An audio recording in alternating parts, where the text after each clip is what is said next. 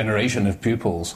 We have no choice but to change it because we're not competing on the international scale. Right, so you're more in favour than Rob Anthony is. What difference do you argue this change will make? Well, look, it's not a perfect change, but I would say that it's going to add more rigour to the examination system. This is an examination which, at the moment, about 99% of children are passing. And we have complaints from employers and from universities that increasingly children do not have the knowledge and skills which are required in the workplace and at university.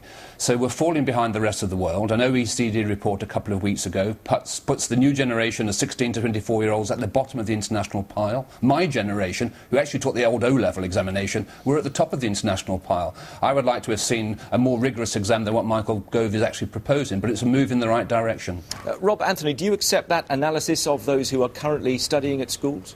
I think there's a real problem with that analysis. I mean, the argument is that we want more people to fail the exam, and that makes it more rigorous. I don't really understand how that follows. I mean, surely we want more people to do well in their exams. Why make them fail? Well, surely the argument there is that if you make the exams tougher and the pupils know they're tougher, they'll work harder to try and pass them. Well, that's possible, but it is a huge experiment by the government. There's no evidence to suggest that making the exams harder, putting extra content in, removing coursework will actually raise standards. Chris McGovern, talk to me about one comment that I read earlier on. Having everything staked on one final exam is not great for all pupils. That was a comment from somebody who clearly has doubts about this approach.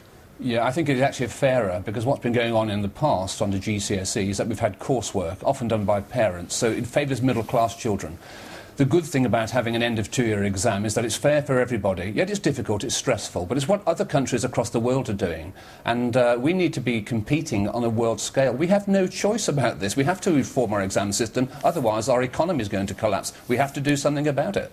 Rob Anthony, there are elements of changes to what's going to appear in some of the courses as well. English literature, for example, students will have to study whole texts in detail, covering a range of literature, including Shakespeare, 19th century novels, etc. I suspect some people watching this conversation will be surprised they don't do that already. Maybe, but there are some issues again with this. I mean, for example, in the maths, they're talking about having more time given over to mathematics. Now, that sounds great, but we're already seeing a massive problem with recruiting maths teachers. Now, if we're giving more time over to maths, where are we going to get the extra maths teachers? And my worry is that we end up reducing the quality of maths teachers trying to get people to teach the course. Chris McGovern, do you accept that? Yeah, we need to recruit a better teaching force, absolutely essential. And the most successful education systems across the world recruit the very best graduates. The problem in this country is, indeed, only 50% of teachers of mathematics actually are qualified in mathematics, which is a scandal. We have to do something about it. A final word to you both about the grading system. No longer letters, but numbers and more of them. Rob Anthony, where do you stand on that? Just think it's confusing and unnecessary. If they wanted to introduce an extra grade at the top, they could have produced an A star, for example. But I think employers are just going to be confused by this. Chris McGovern, does changing from letters to numbers actually make much difference? It's Back to the Future. When I did O-levels years ago, it was numbers. I think it would have been far better had Michael Gove given this examination a new name, because to some extent it's window dressing, calling it GCSE. OK, good to have your thoughts, both of you. Thank you very much for coming on. Rob Anthony there and Chris McGovern in Tunbridge Wells. You're watching